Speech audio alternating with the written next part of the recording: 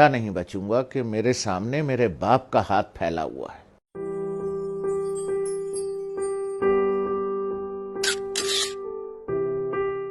تو ہم امی کے کمرے میں بیٹھے تھے، وہ اپنے سامنے بیٹھی ہوئی تھیں۔ تو میری ایک ہی بہن پاکستان میں ہے، اس کے تینوں بچے بھی آئے ہوئے تھے، وہ بھی آئی ہوئی تھی۔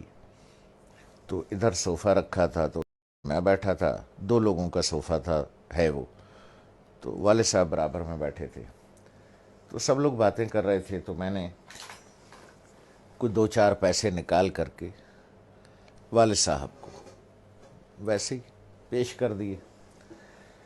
تو میں نے عین اس موقع پر یہ کیا کہ جب میں سمجھا کہ کوئی نہیں دیکھ رہا ہے، ٹھیک ہے، سب اپنے اپنے گپ میں لگے ہوئے ہیں، کوئی نہیں دیکھ رہا ہے، تو میں نے اس موقع سے فائدہ اٹھا کے جلدی سے چھپا کے، مجھے نہیں پتا تھا کہ امی دیکھ رہی۔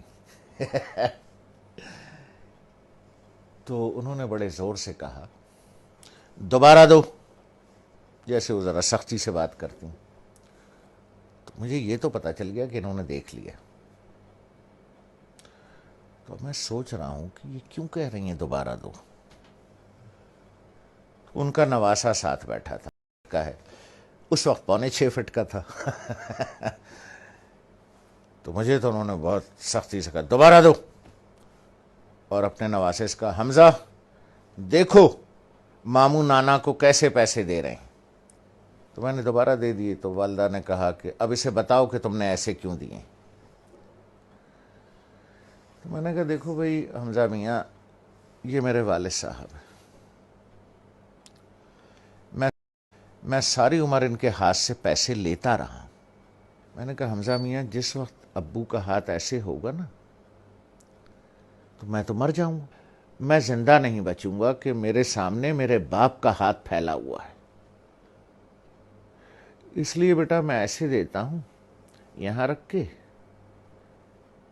کہ والد صاحب یہاں سے اٹھا لیں، انہیں میرے سامنے ہاتھ نہ پھیلانا پڑے۔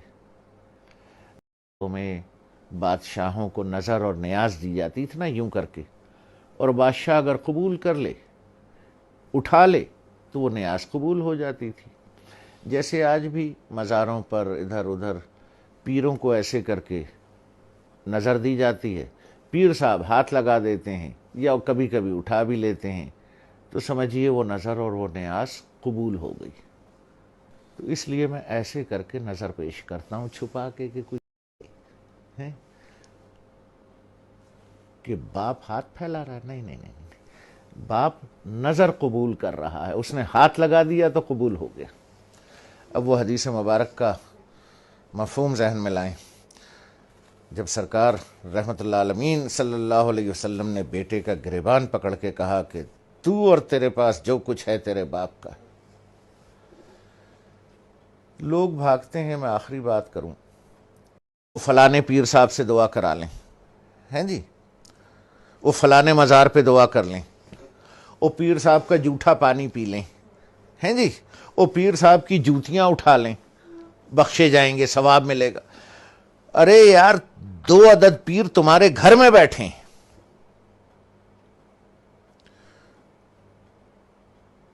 ایک عورت ایک مرد، 2 پیر تمہارے گھر میں بیٹھے ہیں یار، جا کے ان کی جوتیاں سیدھی کر،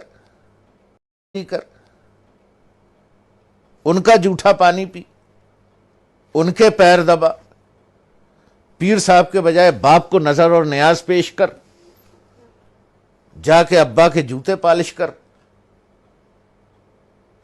ماں کی چپلیں سیدھی